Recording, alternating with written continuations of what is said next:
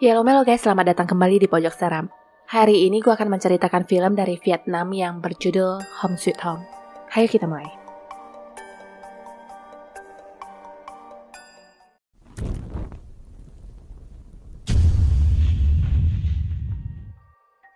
Mekong Nela 1990-an di sebuah rumah tampak ada seorang gadis yang dikurung sedangkan yang lainnya asik judi di luar.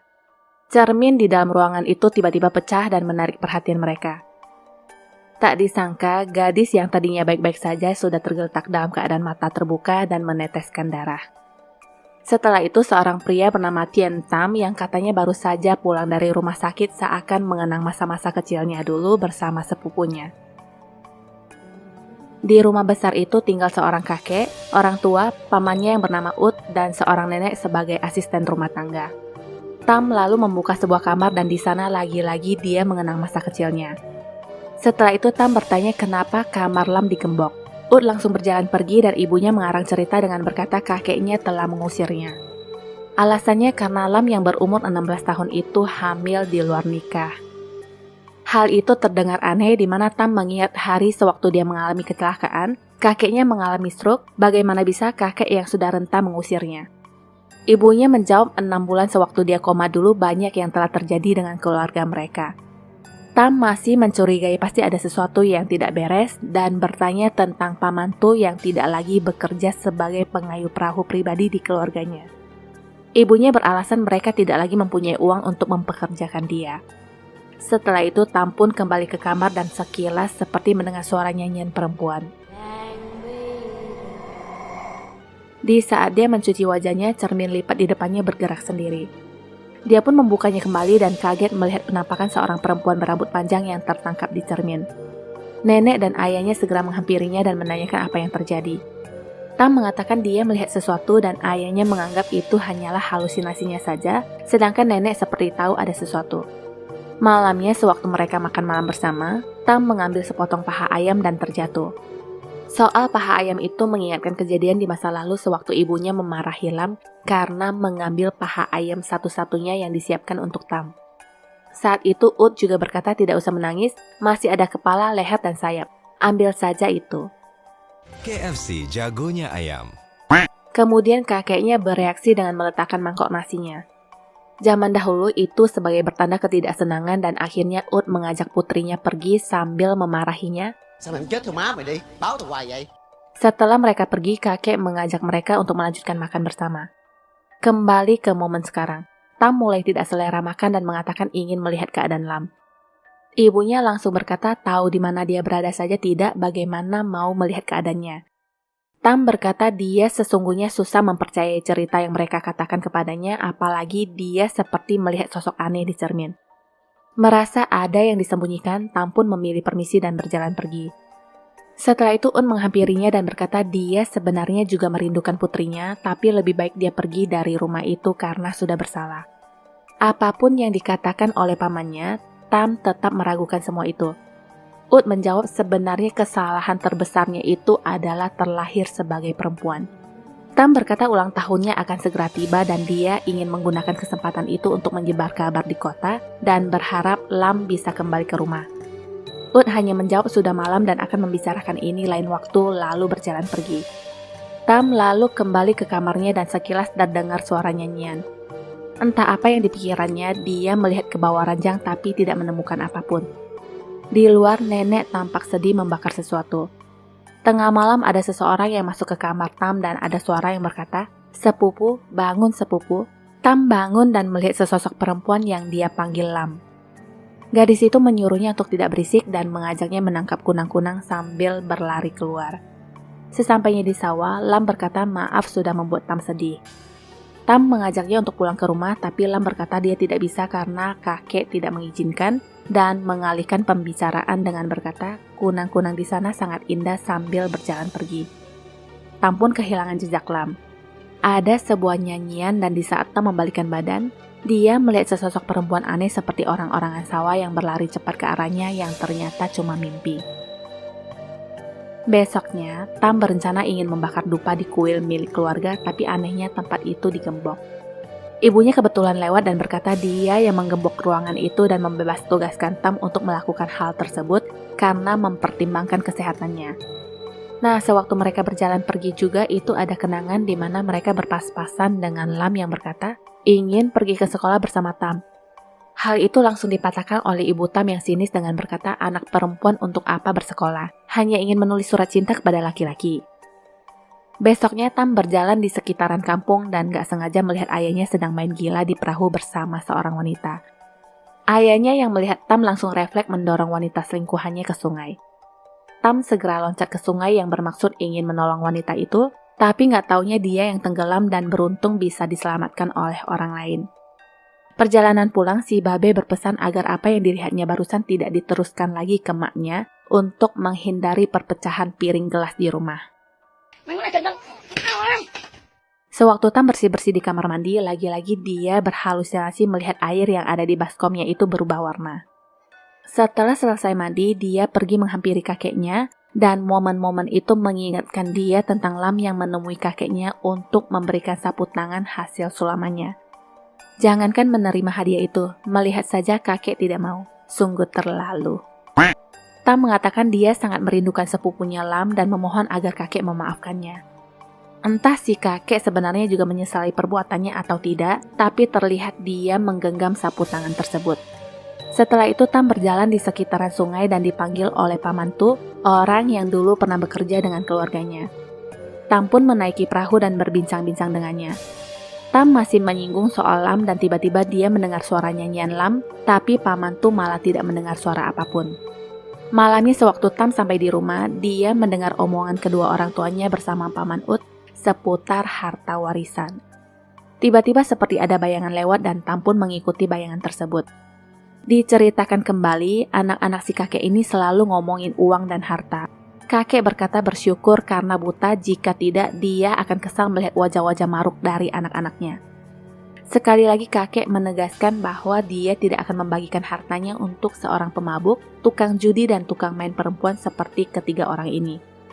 Kakek juga sudah memberitahu kerabatnya yang bernama Hai sebagai pewaris kedua setelah Tam yang akan menerima tahta. Apapun yang menjadi keputusan sang kakek yang namanya anak durhaka dan gak tahu malu selalu punya 1001 cara untuk mencoba mendapatkan apa yang mereka inginkan. Malamnya Ut memaksa masuk ke kamar kakek untuk mencari surat-surat berharga. Si kakek masuk sambil bertanya anak kurang ajar mana yang berani masuk ke kamarku. Ut tetap memaksa si kakek untuk mengatakan di mana dia menyimpan surat tanahnya. Si kakek pun menjawab jika aku memelihara seekor anjing, maka anjing itu tidak akan menggigit dan kau bahkan lebih buruk dari seekor anjing.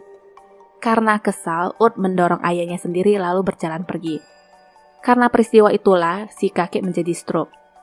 Besoknya, mereka masih terus mencari surat tanah di kamar kakek. Kakek mulai linglung dan menganggap anak durhakanya sebagai cucu kesayangannya dan memanggilnya untuk mendekat. Walaupun linglung bukan berarti bodoh, dia masih bisa membedakan sentuhan tangan anak durhakanya. Gagal maling lagi deh. Kembali ke Tam yang masih mengikuti bayangan yang lewat sampai ke semak-semak. Tiba-tiba paman dan ayahnya sudah berdiri di belakangnya lalu membawanya pulang. Di saat semua sudah duduk bersama, Tam pun sudah tidak tahan lagi dan kembali menanyakan tentang Lam. Sang ibu tetap menyembunyikan kebenaran dan Tam berkata dia tadi bertemu dengan pamantu walaupun tidak menceritakan apa-apa. Tam juga sudah menemui kakeknya untuk meminta izin membawa Lam kembali. Jadi rencananya besok dia akan ke kota untuk mencari sepupunya. Setelah mengatakan itu, dia berjalan ke sawah dan berbicara dengan orang-orangan sawah yang dia pikir adalah Lam. Si perempuan sawah itu tampak memutar kepalanya dan tiba-tiba Tam sudah berada di kamarnya. Jadi asumsinya yang tadi hanyalah sekedar mimpi. Di luar, ayahnya menemui Pak Tu dan mengingatkan dia untuk tidak bergosip tentang apapun kepada anaknya. Kembali ke Tam, dia yang ingin berjalan keluar malah sudah dikunci dari luar. Tam memaksa untuk membuka pintu tersebut dan lama-lama ibunya gemes melihat tingkahnya lalu keceplosan mengatakan Lam itu sudah meninggal. Menurut cerita ibunya, saat cermin itu pecah ternyata Lam memang memilih untuk mengakhiri hidup dengan pecahan kaca tersebut. Ibunya berkata sewaktu Tam dirawat di rumah sakit, Lam mulai mengalami gangguan jiwa dan terus-terusan mengunci diri di kamarnya. Tidak ada yang menyangka dia akan melakukan hal-hal bodoh itu. Alasan ibunya tidak memberitahunya sekarang karena mengingat kondisinya yang baru pulih. Mendengar itu, Tam pun bertanya di mana Lam dimakamkan. Jawabannya di kuburan khusus para perempuan. Ibunya berjanji akan membawanya ke sana jika dia sudah sembuh benar. Tam berkata dia ingin sedikit lama di kamar Lam dan meminta ibunya untuk keluar. Dia lalu tidur di ranjangnya dan bermimpi di hari Lam mengakhiri hidup. Tam seperti melihat hantu Lam yang berjalan mendekatinya sambil menangis. Setelah itu dia terbangun dan si nenek sudah duduk di sampingnya. Saat itu Tam mengatakan dia sudah tahu semuanya karena ibunya sudah memberitahunya. Lam menyesali semua itu dan menyalahkan diri sendiri seandainya saat itu dia tidak mengalami kecelakaan, mungkin Lam masih tetap hidup. Nenek yang mendengar itu tidak membenarkan Lam telah mengakhiri hidup. Baru saja mau cerita, dia sudah dipanggil oleh nyonya rumah. Sebelum nenek pergi, dia berkata jika Tam ingin mengetahui semua kebenaran, pergilah ke loteng. Tanpa menunggu lama, Tam pun segera meluncur. Diceritakan kembali saat itu Lam berlutut dan meminta maaf kepada pamannya. Dia berkata tidak akan berani lagi mengajak Tam untuk keluar. Pamannya menjawab minta maaf saja tidak cukup dan kau harus dihukum.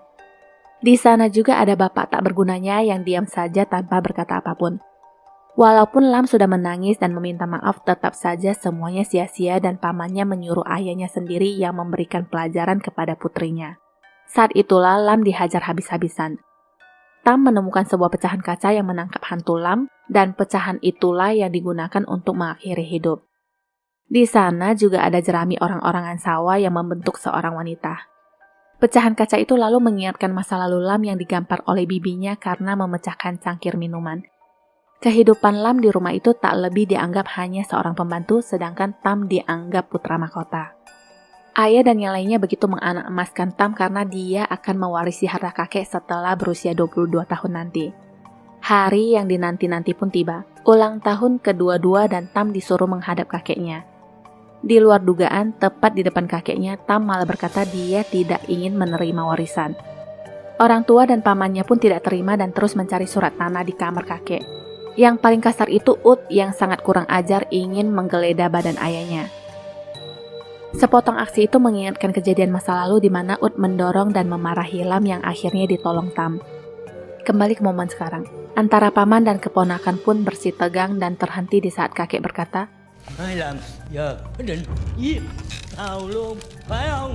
Tam mengeluarkan serpihan kaca dan mengancam ingin mengetahui kebenaran yang sebenar-benarnya. Tapi aksi itu hanya bertahan sebentar dan Tam berhasil dilunakkan. Kembali ke cerita lalu. Dulu saat Lam dikurung di loteng, paman Tu datang dan membawakan makanan untuknya. Hal yang sama seperti Tam yang dikurung dan dibawakan makanan oleh nenek. Saat itu juga Tam bertanya pada nenek apa benar Lam telah dihabisi oleh semua keluarganya. Nenek yang merasa banyak berhutang budi dengan kedua orang tua Tam tidak berani mengatakan apapun soal itu dan pergi. Kita kembali ke cerita lalu di mana Lam dikurung dan disamperi paman Tu. Waktu itu Tam datang dan memberikan boneka jerami untuk menghiburnya, juga menyanyikan sebuah lagu walaupun terdengar tidak bernada. Tam juga berjanji akan selalu melindungi Lam. Karena mengalami banyak hal yang tidak bisa diterima, Tam seperti orang kehilangan gairah hidup. Baring, diam, dan cuma kedap-kedip. Setelah dokter pergi, ayahnya pun memutuskan untuk menceritakan kebenaran. 6 bulan yang lalu mereka pergi ke sungai dan Lam tenggelam. Tam sendiri gagal menyelamatkannya. Sejak kejadian itulah, pikiran Tam selalu merasa dia yang telah mengakibatkan Lam meninggal. Karena itu jugalah kedua orang tuanya memutuskan untuk mengobatinya di kota, dan sampai sekarang mereka merahasiakan ini dari Tam karena takut Tam tidak siap menerima kenyataan. Malamnya, Tam bermimpi tentang Lam sambil mengigau memanggil namanya. Suara hantu Lam juga terdengar memanggil nama Tam sambil meminta tolong. Pintu kamar terbuka dan ada seseorang yang masuk sambil membawa gunting. Dia terlihat memotong rambutnya sendiri sambil berkata, "Sepupu, tolong aku."